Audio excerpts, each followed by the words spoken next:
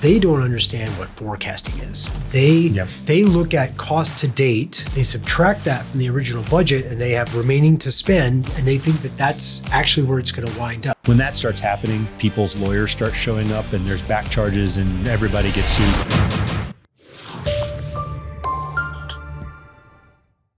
All right, let's get into talking about budgets, because we talk about budgets like they are the gospel. Like, this is how the project's going to go financially. I've got a budget that shows how much money I'm going to make, and then that's how I start the job. And then let's just, for the sake of argument, assume that we'll leave change orders out of this. Let's just talk about, I got a budget. Okay. I've got a job to do. It looks like I'm going to make 20% at the beginning of the job, and at the end of the job, I'm at 7%. Or I'm a general contractor and I started the job at 5% and I'm finishing at 2.5%. Okay. And again, for simplicity's sake, we'll leave change orders out of it. Okay. How does a GC lose money on a job? I mean, you literally are not doing anything. You're a paper pusher.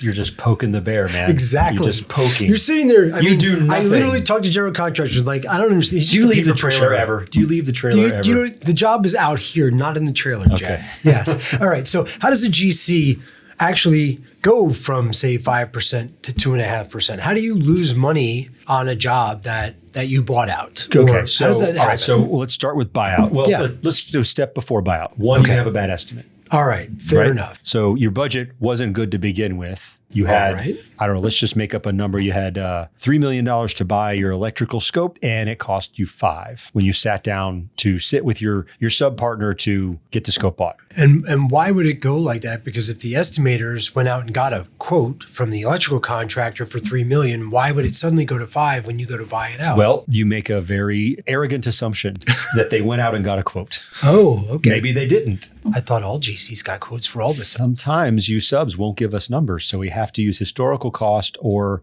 carry something.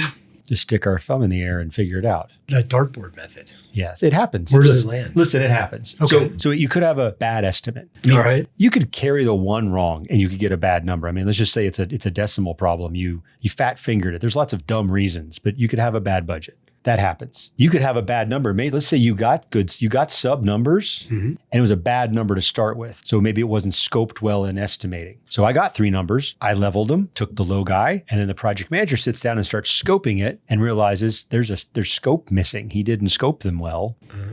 That could happen. Okay. Okay. Right. So there's a lot of reasons, but that's one. The budget can be bad. Once you get now, so you have a budget. Now you're in the buyout. I could maybe not do a great job buying it out. I could miss scope. Let's say the estimate's okay. We'll assume in this case the estimators did a really good job, but then I'm not very good at buying things out. Okay. I leave something out inadvertently, or maybe I think I'm smarter than the average bear, and I decide I'm going to carve this other scope out over here for some reason, and I don't buy it with you. And then later, that little carve out, I can't do what I thought I was going to do. I can't find that magic subcontractor who's going to save me all this money or make the sequence go better. I can't find him. Okay. And I got to come back to you with hat in hand and say, will you please, please, please hold the fire alarm wire? Oh, and now we're back to talking about change orders. Yes. Okay. Got it. All right. So that could be another reason. Schedule is another one. So getting away from the sub side of it, I've got a 12-month schedule. I have 12 months of general conditions. And if the schedule goes long, lots of bad things could happen. Well, I could blow my GCs, meaning now I'm spending money out of my, I've had 12 months of GCs. I'm in month 13. So I'm burning money that I don't have in the budget, which and this is like trailer rentals and salaries and overhead expenses for the job. Yeah, job overhead stuff, fences, people in trailers, etc. So I could be spending money, get the money from somewhere. It's coming out of my fee. Got it. All else being equal. Let's say I have no contingencies or anything like that. Right. And in a really, really bad case, I have LDs on this job and we're late. So now you're liquidated damages. So now the owner is charging you now I'm by writing the checks. Day. Yes. He's deducting that out of your fee as well for you being late. And let's just assume for all intents and purposes, when that starts happening, people's lawyers start showing up and there's back charges and everybody gets sued. Let's keep it simple. Right. We're keeping it simple. We're talking about root cause analysis. Like how does a general contractor lose money? Because we all know how subs lose money. Yeah, it's probably the general contractor's fault, right? It's always their fault. But how we lose money as subs is, labor overruns, material escalation, poor performing subs that we have to kick off a job, just like a GC. If we sub stuff out, so that's another good reason, yeah. If we have a bad sub, we got to kick them off. Maybe we got to pay another sub more money to come back in and pick up where the other guy left off, or we just can't keep our production levels up, so our labor runs over. Those types of things happen to us. And then again, overhead expenses. The job was supposed to be 12 months. You couldn't get the job done in 12 months, so we can't get the job done in 12 months. So now we're out there, they're paying me as a project manager, my superintendent, these are salaried people, are now overhead on the job, our trailer rental, all of that stuff that goes along with general conditions happens for us too. Right. At the end of the day, it really does start with the estimate, having a good estimate, having good trade partners that are giving you good numbers. You're scoping them well in pre-con for the estimate. Theoretically, it should be that easy. Scope it in pre-con. It should be. Project manager shows up, goes, I'll just buy that. It sounds like it should work that way. It doesn't work that way. I know it doesn't. So let me ask a couple other questions, because we've worked with a lot of clients here. We've worked with now over, I think, 250 clients over the last decade. Yep. And about a third of them were general contractors, and about 2/3 of them were trades. There's a little bit of leeway there. But with the smallest contractors that we've worked with, a lot of times what I see is the estimate becomes the budget. Yes. The owner estimated it and he says, this is good, this is the estimate, this is your budget, and he hands it to a project manager. There is no vetting, there's no review of it, there's no adjustments to it. It's just handed over. I estimated it, this is your budget, or the estimator is the project manager. It's a go find it, win it, and then manage it situation. So the same person who estimated is the one who's going to live with it as a budget. So there's no review in there.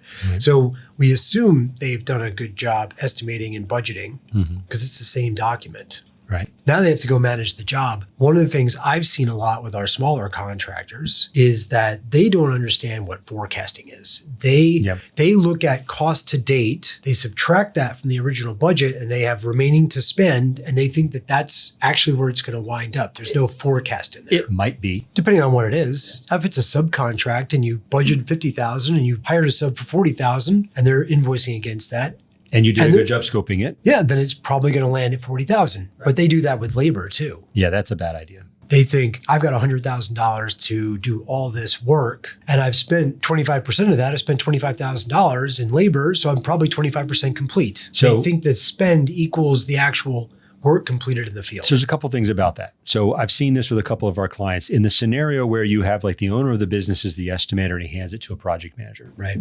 On a number of occasions, the thought process of putting that number together at the estimate stage is not well formatted. Or say more about that. Well, like they did it on paper instead of in Excel, like that kind of format? No.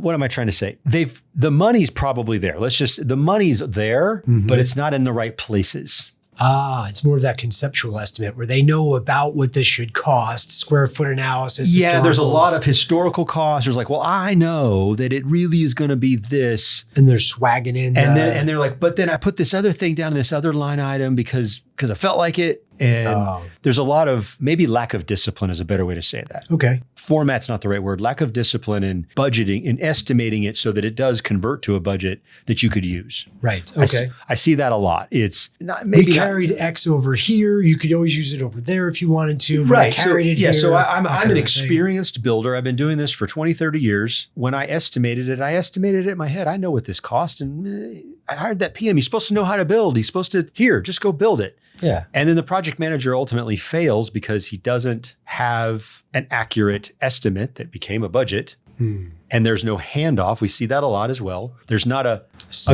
good discussion. A sit down is like, here's where I hid the money.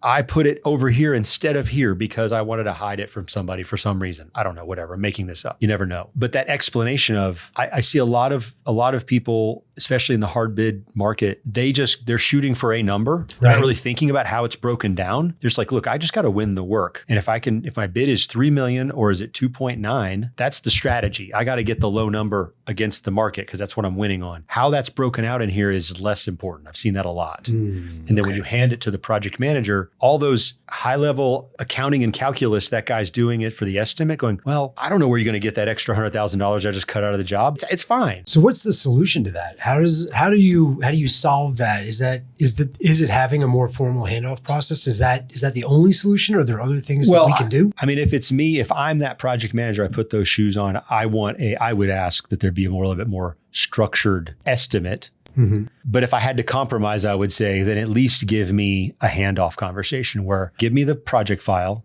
give me a couple of days to review it, understand it, come up with some questions, and then give me, an hour or so of your time where I can go, okay, I've created a budget based off the estimate that I think I can go buy this job. And I've done the math and it matches the fee and all that stuff. I've just removed the money around so it makes sense. Mm-hmm. And we talk about that. Okay. And you can validate, oh, no. That we should be making 5%. You got us at 4%. That was fee. No, that I'm going to have to buy that. That's not fee. We have that discussion. And that's a best practice across the board, by the way. I don't think that's just a small to mid-size versus large. I think that any project manager should take the job from the estimator, or from the estimating department, build it out, think about how they're going to set up the job, build the job, and then have an opportunity to go back and go, okay, well, this is what I was thinking. Mm-hmm. How different is it from the way you were thinking about it? And that's just good business, I think. That's just making sure that there's that handoff. I used to have those a lot at large companies. They would hand me an estimate that was sometimes a 1-page estimate, and sometimes it was 100 pages of takeoff. Yeah. And I would sift through it all. And then I had to break it up into cost codes and organize how I was going to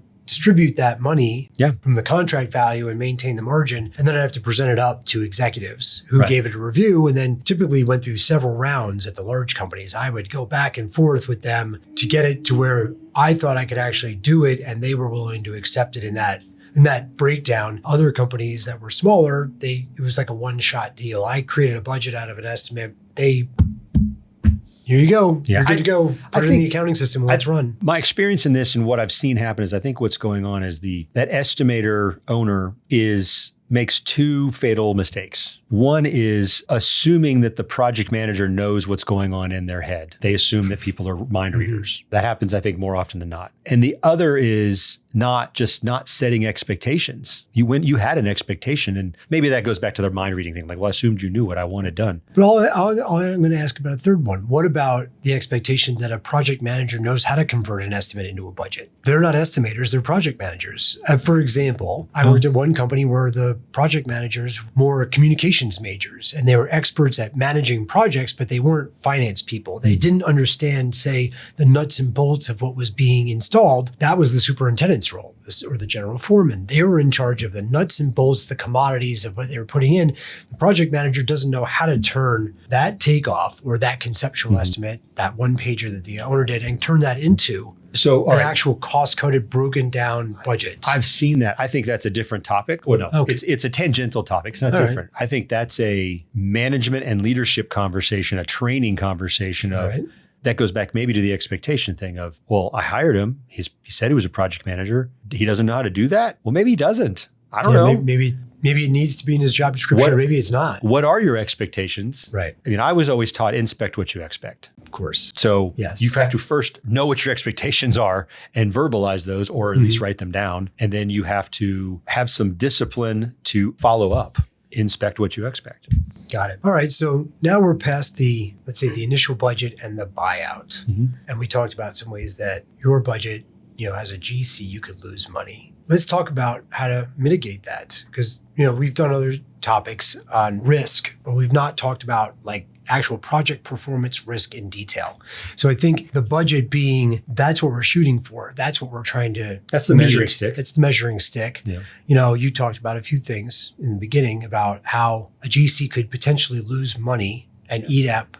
Right? So how do we avoid those? What are some tips we can give our listeners and watchers for how to avoid losing money, let's say as a general contractor? Okay. After buyout, we talked about scoping properly, making sure you have a really well thought out plan that you can execute. Yes. Then we started talking about delays.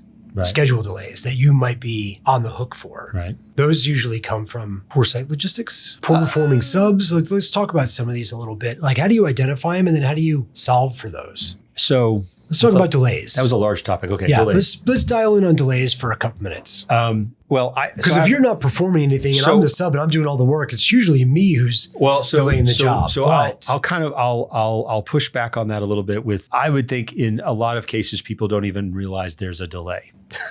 Yeah. So near the end, we all realize everybody knows it then. Yeah. You're coming into home with your pants on fire. Yeah. But so I would say that, and this feels like really simple blocking and tackling, but I mean, I can say that I've seen this for some of our clients as well. People have this idea that a schedule on paper is just a thing on paper. It's not they don't understand how to manage it. They don't see it as a tool to help them visualize things that are happening. I used to have a superintendent that he got so frustrated with me. I was a big schedule nerd.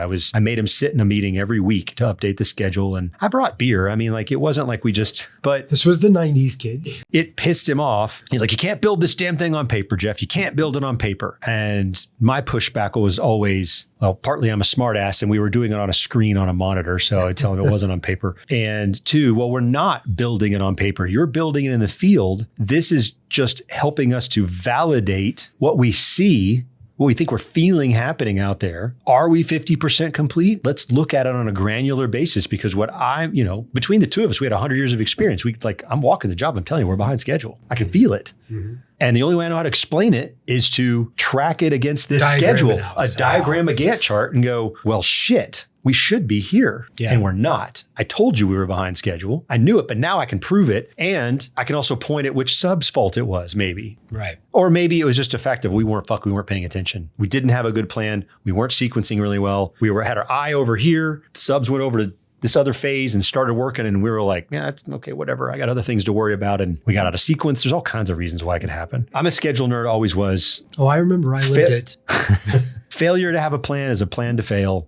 It's not in concrete. You have to manage it. Mm-hmm. Shit happens. Sometimes, some days the sun shines, some days it rains. So you do have to manage it. I was never afraid of, you could tell me, I felt like I did a pretty good job pulling my subs into this, because it was my schedule, but it was really more, it was a total duration that we sold to the owner, that we would get sub input to make sure we weren't like totally wrong. But then you're out there putting the work in place. Right. My job was to effectively remove obstacles for 16 to 18 different trades. Have a good sequence, get some commitments out of you and anybody else that was working around you. Sure, but I mean, there were other things that you did as the GC. You made sure that site access was there. Right, logistics is a big deal. That the buck hoist was in operation and stuff. That the crane was operating. Crane's operating. And if the crane went down, that's on you and the crane supplier.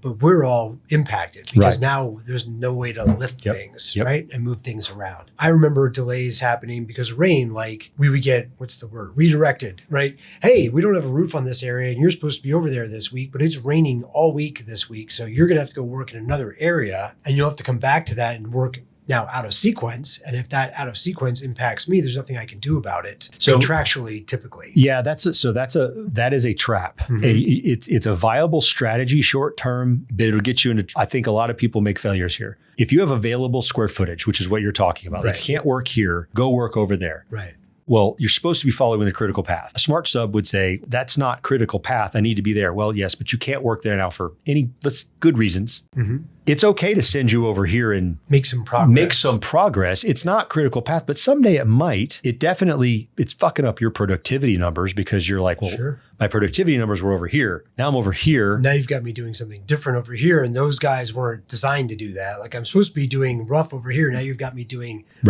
feeder raceway with that same crew. And that's not their forte. Right. Yeah. So sometimes that works, sometimes it doesn't. I was always a proponent of, if there's square footage, then you better be working in there somehow. Right. But you can't spread everybody too thin. You have to have a through line. Where's the critical path? Mm-hmm. But I called them off ramps. It's like, when things happen that are beyond sometimes our control, you can go, don't demobilize. For God's sakes, don't demobilize. You can go lay out over there. I know layout is not sequenced right now, but you can spend a week getting laid out, getting ahead, because when you do get there, the critical path does get there. Mm-hmm. You've already laid out. Right. You have made some progress toward the end. It's just not felt right away. Got it. It's a short-term strategy to fix a problem. So I'm going to posit something that I felt for a long time in construction, which is that, and it has a few little angles to it. The phrase that I used to hear a lot around this was the owner owns the float in the schedule. I disagree. Or the general contractor GC owns the float. Right? The owner and the GC are going to fight about that. Right. So, but how that really looks is the schedule is built, typically, we'll say best intentions and best expectations. We think it'll take 6 days to do that, and then it'll take all the trades, trickle down from that. But as we've talked about in other podcast episodes, construction is inefficient. And things happen. And sometimes things bleed over into the next day. Things come up, a person's out, the work doesn't get done the way it's drawn on paper. Mm-hmm. And there's rarely any float for the subcontractors. And they're the ones who actually have to perform the work. So I would say, well, your schedule is ideal state, and we're not in an ideal state. I've got people out. We've got rain, we've got weather, we've got cold. There's all sorts of things that happen in construction. Yeah. The scissor lift broke down. My forklift is stuck in the mud. All sorts of shit happens, right? You got my forklift stuck in the mud that you're borrowing. Exactly. And I get no float. I have no recourse. And if it's delaying other trades, like, why don't the subs get some float? That's an interesting way to ask that question. You're welcome to tell me I'm wrong about this, but I don't think I approached it that way when I was running work. Well, I'm not saying you specifically, but in general, in the industry. In general, out of the industry, I would say. In the industry, the subs don't have any float. We're kind of held to this schedule that you as the general contractor made. I'm going to say something kind of controversial here, maybe controversial. Good. I love those. I would say, and this is a generalization, some very qualified people out there. Pay attention. I think a fair amount of the time, general contractors, the job runs them and they don't run the job. They're not being disciplined, or they just kind of assume, well, the subs will figure it out. I'm oversimplifying here a bit. But I've heard the phrase project monitor versus project manager. Yeah. This is why they call you paper pushers, because you're not managing the job. Because we just pencil whip you. That's right. No, I think that happens in this business. I'm sorry to say it, but I think that there's a lot of a schedule is a plan. It's a promise that you're supposed to keep. Mm-hmm. And again, I'm speaking for myself here, but the best practice is involve your subs. Don't be afraid of them. Mm-hmm. I think there's a lot of people out there that project managers that think that their subcontractor might be their enemy, not trusting the partnership of, we've got to do this together. Right. Let's all start facing the same direction here. We're going to have conflicts later. I can promise you we're going to disagree about something. Sure. Well, the thing is, you've typically built the schedule without our involvement to sell it to the owner. I think it depends on the project, but that happens. Generally speaking, the GC owns the schedule. You've built it. How much involvement the subs are given in that process? I think more usually it's dictated by the bank terms at this point. No, the bank doesn't have anything to say about that. They do when they're putting out the loan to the owner, and then the owner is then dictating what the construction duration needs to be. Typically, the bank doesn't show up until much later, and they're told. I don't know why a bank would have anything to say about the schedule, except the fact that they want to see a buildable set of documents, meaning it's got a permit, and they've got somebody in the industry theoretically qualified that's given them a number for said permitted documents. Mm-hmm. The bank may want to have a schedule because they want to understand the draw schedule, right? But they're not going to dictate, oh, well, you can't do, this has got to be a 9-month schedule. You can't do that in 12. I've never, ever heard that. You not had a bank put terms on the loan to the developer? Not in a schedule way. Okay. That's good to know. They would put terms on them like they've got equity in the deal, so you burn off equity before you hit the loan. So you're drawing off a different account before you hit the actual loan. That happens all the time, that kind of thing. But I've never had a bank say, you don't get to build this in 12. It's got to be 10. I was on a job close to 20 years ago, and I remember that there was something that I was a sub, so I only heard about it. I wasn't directly involved, but there was something about having to get a bridge loan because the construction loan was expiring and the job wasn't done. So they had to get a bridge loan to carry them in the next. But that's not the bank dictating schedule terms. That's the schedule went long. The bank said, well, you only get money, this much money. Right. That had less to do with the time frame than the money. Oh, than the amount. Yeah. Okay. So it was that extended general conditions that was eating in the amount of money that... There was no money left. There's no money left in that construction loan. Yes. Got it. That's all right. We've gone a little off path, but let's reel it back to... So you were talking about how to mitigate budget overruns with relation to schedule. Yes. So I think you hit a few of them already, but... I will conclude by saying this. Nothing in my mind, you can't substitute for just a really good buyout plan the work sit it down at the table, and you're not just buying out dollars. Yes, you're buying scope. You're buying dollars that represents a scope. But that scope is also a schedule. There's manpower associated with that. There's quality associated with that. There's safety associated with that. Maybe even supervision. With the labor, there's supervision, right? Asking all those questions and understanding how are we going to execute this job together? It's the general contractor's job to understand all of those things of all of the trades on the job, and then put their top hat on and run that 3-ring circus. Put the monkey on their shoulder and go to work. As a friend GC sent me a picture the other day, because when I go to the OAC meeting, I should have this shirt that says, "Oh yeah, this is my circus and those are my monkeys." Well, that was great. Thanks so much, Jeff. That was our episode for today. I hope you learned something about construction budgeting and managing cost and preventing overruns. Check us out on our other platforms like Apple and Spotify. And we look forward to seeing you on the next episode of Construction Hot Takes. Don't forget to hit the subscribe button.